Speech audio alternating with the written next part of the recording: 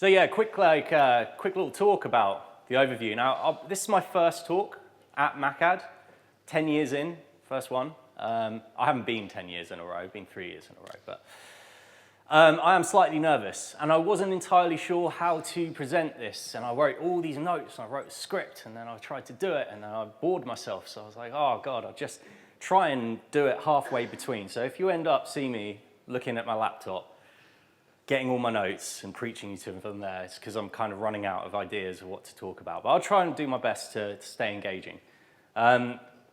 Just quick little session overview here. I think that we'll be looking at some of these key points within compliance. We'll look at the traditional compliance, and we'll take a brief overview of what those methods look like and what are some of the reasons as Mac admins we may want to reconsider how you enforce endpoint compliance. We'll also look at where does trust start in the device life journey? Like how far down the supply chain can we go with that trust? Do we trust it when it gets into our MDM? Do we trust the device at all?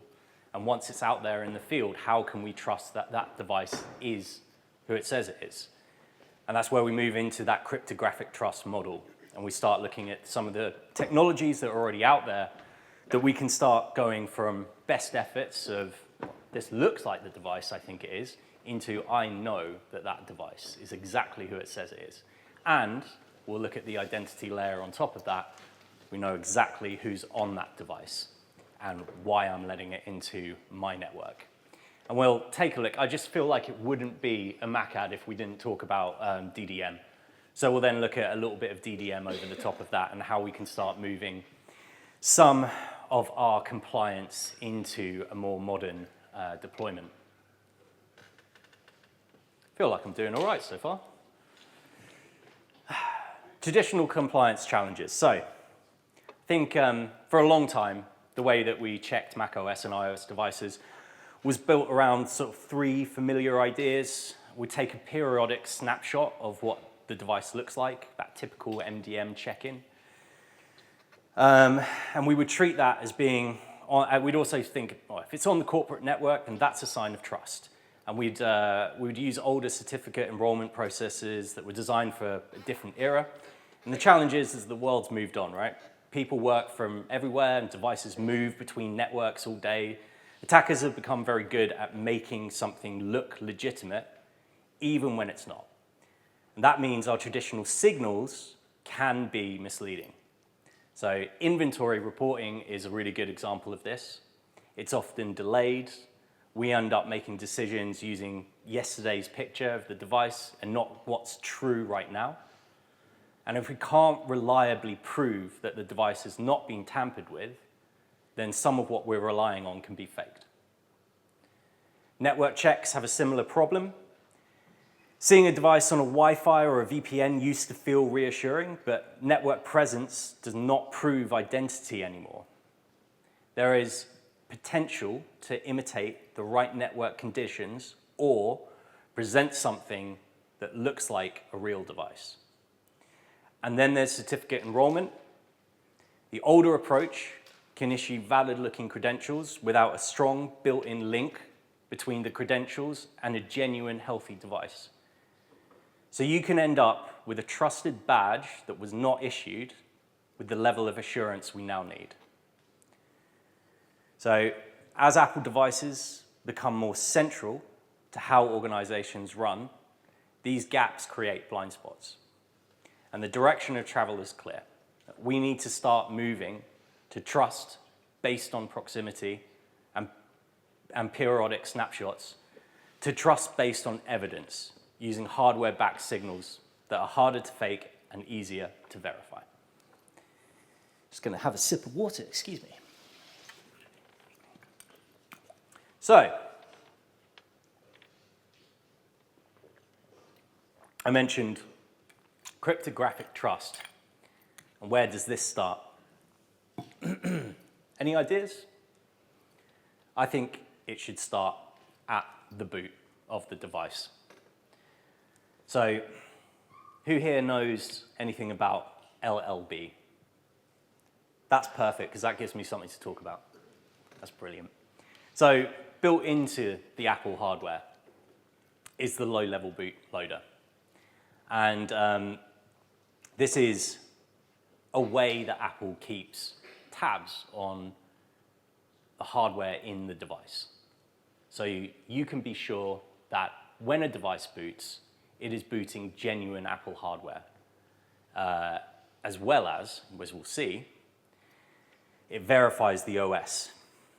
So before the Mac OS even starts, Apple devices rely on something called low-level bootloader. And the important idea here is that trust begins at power on, not inside the operating system. So low-level bootloader runs from immutable storage, and it is responsible for verifying that both the hardware and the next stage of the boot process are genuine. It checks cryptographic signatures and confirms that critical components match what Apple originally registered at manufacture. If something doesn't line up, the boot process simply does not continue. It sends you to a recovery. It says, do not pass go, do not collect $200, go straight to recovery. This is also how Apple protects against replays and downgrade attacks. An attacker can't boot an older version of macOS that contains known vulnerabilities, because every stage of the boot chain enforces signature checks and version rules.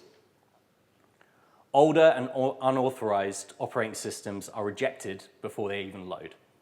So the key takeaway here is that the protection exists below macOS and below any management tooling. So it reduces the risk of tampered device, repaired devices with non-genuine parts, or systems trying to present a scale vulnerable state as compliant. So just a little overview of how that runs. You can see that the secure enclave also plays a part of the local policy. So as you set your security from the recovery partition, if you set your security policy to be full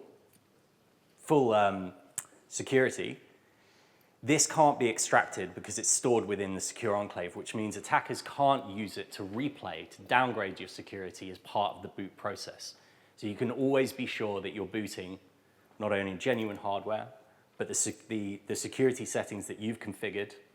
And once the device is booted, it's a genuine OS as well. So that's great. So we can be sure that when a device comes from the factory, if it's booting, it's a genuine device. But what can we do with that information? How can we start leveraging that? Well, that's where device attestation can come into. And I'm wondering if anyone knows about device attestation. Again, great, fantastic. A few people out there. And that gives us, this is where we can start using that information about the genuine, how authentic, excuse me, put my teeth back in. We can start using the information about how authentic the Apple hardware is and start putting that into device posturing. So, good example is, right now a problem is that we're kind of assuming device trust, right? When we say device trust, we often assume we already have it. Device shows up in management and reports with the right settings. So we go, fine, we trust it. And historically, that was probably good enough. But I think if we look a little closer, that what we're trusting there is what the device says about itself. And that can be exploited. So device attestation kind of shifts this. And it changes the relationship as it moves from a trust based on claim to trust based on evidence. Not tell me you're trusted, but prove it, right? So what that actually means for macOS and iOS is that with a device attestation, the device produces a proof of identity tied to the physical hardware. Apple is effectively the issuer of that proof, and the device presents its proof, and we validate it against Apple's manufacturing records. So we're not only asking, what do you report, but we're asking, can you prove you're a genuine Apple device? And this matters because attackers can't copy that surface. Attackers get pretty good at copying the appearance of trust, and they can clone identifiers and They can clone identifiers and imitate older compliance checks, and they can run lookalike environments and pass superficial validation, but attestation closes that gap by anchoring the identity in something you can't copy and paste. So essentially how it works is a supervised device asks Apple to confirm its identity. Apple responds with a trusted digital certificate, and that certificate includes Apple verified details like serial number and key security information about hardware and software. It also includes a one-time freshness value from the checking system, and that freshness value proves it's happening right now. So this protects against replays from last week. And I like analogies. I always think that analogies help sort of understand wider concepts. I like to think of it as a wristband. If you've gone to a concert, back in the day, they might have just given you a pink band and gone, great, off you go, come on in. But you don't know that someone around the corner's selling pink bands for half the price of your tickets. Great, let's just slap that one on and come, oh, I've just been in the smoking area, mate. Come on in. There was no way for them to verify those wristbands, right? There's no way for us to, we're just trusting that you got that wristband from a genuine source. Nowadays, you can get wristbands that have serial numbers that you, or a QR code that you scan, and then you can check it against the venue's inventory of serial numbers. So they go, well, that is a genuine wristband. Come on in you come. It's the same with device attestation. Once that device has its token, it can essentially verify that against the Apple servers and say, yes, I am a genuine Apple hardware piece. And we know this because it's booting, because LLB hasn't stopped anything from going. It's gone to device attestation, it's gone to the attestation service, it's got its certificate, and it's going, I am. And that's, well, we'll see how that comes into use, how we can start leveraging those tokens. And I'll say this now, because I'll forget to say it otherwise. There's a talk going on tomorrow, 9:15, from Francis Augustus. He is doing a talk on keycloak, excuse me, about an open source platform SSO, and he is leveraging this token as part of the authentication in platform SSO. So now you can be sure that before the device can even authenticate to the OS, we're checking, are you genuine?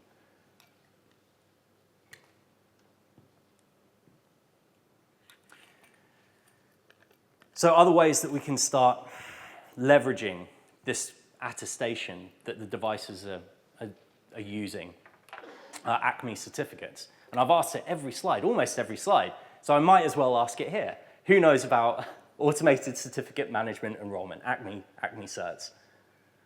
Great, few people, but the majority no. So I think this plays into the older certificate enrollments, right? I think if we look at SCET or other certificate deployments, there are certs that can be extracted, right? Nothing's tied to that hardware. And if you're clever enough, more clever than I am, you can extract that cert and use it to access networks, right? As long as you're meeting the compliance, then that's how you can get in. But Acme really starts answering a few of the questions of, is this a genuine Apple device? Is it enrolled in my MDM? Is this key tied to this specific piece of hardware? And can I safely issue the device an identity certificate without shared secret?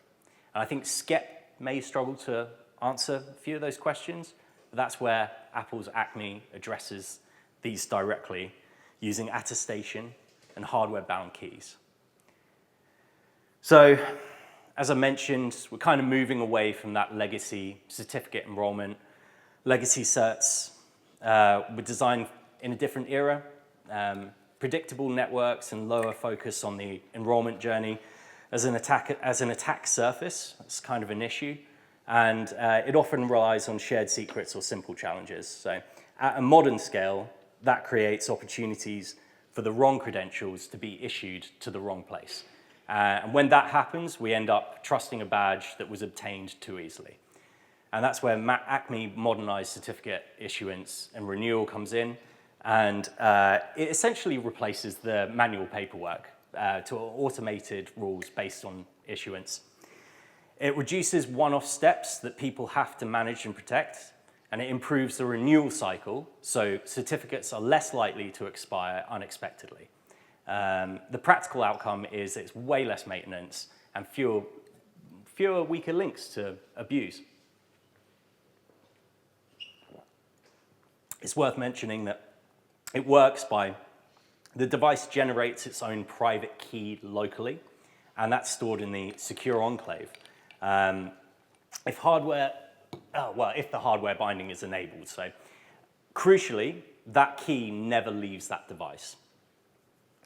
The device contacts an enterprise Acme server specified in the profile, for example, small steps or secure W2, or another MDM integrated CA. The device proves its identity using Apple Managed Device attestation, and this attestation cryptographically proves that the device is a genuine Apple hardware, the key is hardware bound, the device is managed and enrolled in MDM, and the request is not being replayed or cloned. So the Acme server evaluates the attestation and decides whether to issue a certificate. If approved, the certificate is issued and installed automatically on the device, bound to that device key. So we can see that we're beginning to close a few of the gaps that maybe we've been asking, how can I tighten this up? And these are technologies that are available to us now. If you want to get a deep dive or a real understanding of exactly how attestation works, Tom Holbrook has a talk after this. I think he's on the demo stage. It will be on the Hoover app. And he will go into quite a lot of detail of exactly how attestation and Acme certs work. Really good talk. So then once we're looking at it again, we've gone trusting the device. Well, if we go even further back from that, trusting what's in the device, and then trusting that the device is a genuine piece of Apple hardware. Attestation has deployed its certificates. Okay, well, how can we now make sure that we're setting up identity there that is approved and backed and validated? And that's where passkeys come in. And passkeys is a hot topic at the moment. I feel like it's everywhere. Why? Because you only need to look in the news and realize that credentials are easily phished. If you've got passkeys, there's no password to be phished, right? So we're tightening that security on our side. Certs are just one part of that story. And passkeys are replacing something you know with something you have, protecting by something you are. So as I said, no passwords mean there's nothing meaningful to phish and nothing to reuse across sites, nothing simple to copy and paste. So the passkeys stay on the device in the secure enclave, and the device proves possession during sign-in. A fake login page can't trick the end user by handing over secrets. They can't type a password they don't know. The stolen password databases doesn't help either because there's no password to crack, and malware extraction becomes significantly harder by design. So link that with attestation. Both reduce replay and copy attacks by tying proof to hardware and a live sign-in event. And you can see that we're building sort of these pillars together So Acme reduces operational risk and improves reliability where certificates are still needed. Passkeys reduce phishing and credential theft and more common identity attacks. Device attestation strengthens the device side of the equation during onboarding and throughout the life cycle. So the combined outcome here is that higher confidence at the moment of access and fewer gaps attackers can exploit. If we look at that from a business outcome, that's stronger identity assurance with less dependency on stealable secrets, reduced enrollment and sign-in risk, 2 of the higher value attack points, lower operational overhead, and fewer incidents caused by manual process, and better zero trust alignment by verifying based on evidence at meaningful moments, not once a day. So we're moving away from identity based on secrets that can be stolen to identity based on proof that is harder to fake. And when you pair that with device attestation, Acme, you strengthen both the sides, the user and the device, and identity trust gets stronger at the Apple deployment as Apple deployment grow rather than weaker.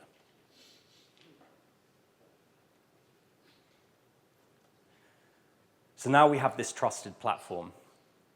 How can we start pushing and managing to that device? Thirsty work.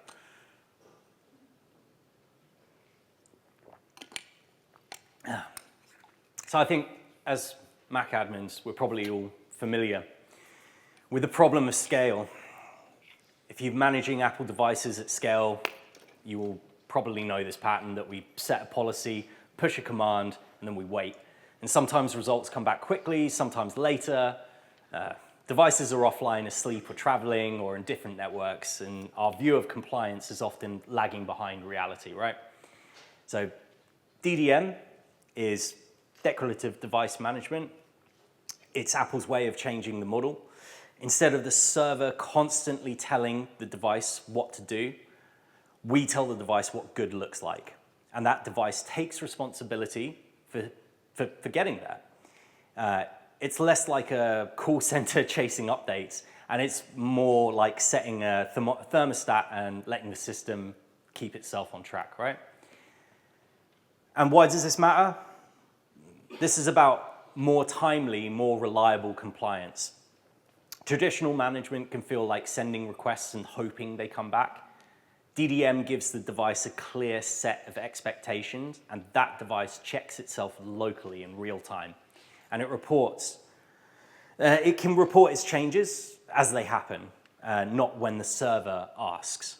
So we're getting more real-time events from DDM. I think if we look at that, why is declarative a useful word? We declare desired outcomes. We don't micromanage every step the device takes, and that helps in 2 ways. It scales better because the device does the ongoing checking, and it's more resilient because it keeps working even when poor or no network connection is there. So compliance is less dependent on perfect connectivity. And I'm going back to my analogies. I like to think of this as traditional MDM policy deployment as a mother telling his son in a bedroom, you need to clean your bedroom. And the son goes, I'm online right now. Or maybe I'm not online right now. I can't do that. And the mother comes in another 15 minutes and says, have you cleaned your room yet? Or these are the things I need you to clean in your room. And the son goes, no, not yet. Declarative device management is the son coming out of the room and saying, mother, dearest mother, MDM, look upon my abode, for it is compliant. And that's how I think of DDM. So I think this isn't just about speed and confidence, right? It's if we look at the integrity of what we're deploying, when checks happen closer to the source, it's harder to convincingly pretend everything is fine, right? You reduce opportunities to delay, evade, or selectively respond. You increase the chance of drift. You increase the chance drift is detected quickly, and the outcome is higher confidence signals for security decisions. Now, you may know that there are some DDM as a framework, and some MDM vendors have adopted that framework, packaged those keys, and deployed them to you within the MDM. The framework is open. Apple has released that framework, and with certain tools that are out there, you can start looking at that framework and building your own declarations. It's worth looking into and seeing what's there, because I think it's fair to say that this is probably the next step of device management. I think we're probably somewhere in between. You know, DDM is not the be-all and end-all of way of managing devices, but it's certainly where things are heading. And if you can get a view over what that framework looks like and what starts getting released to us, you can start building much more powerful compliance methods into your deployments.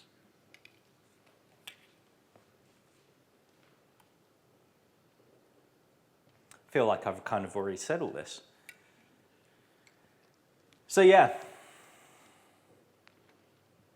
like I say, if we look at what we talked about, we've got trust from the factory to first boot.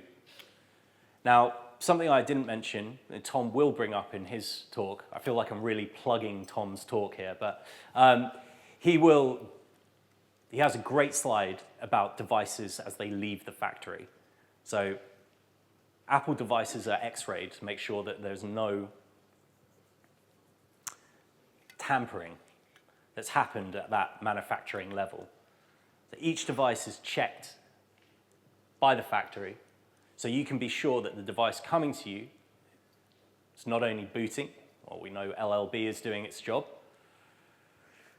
and we're getting to the OS, and because of LLB, we know it's a genuine OS.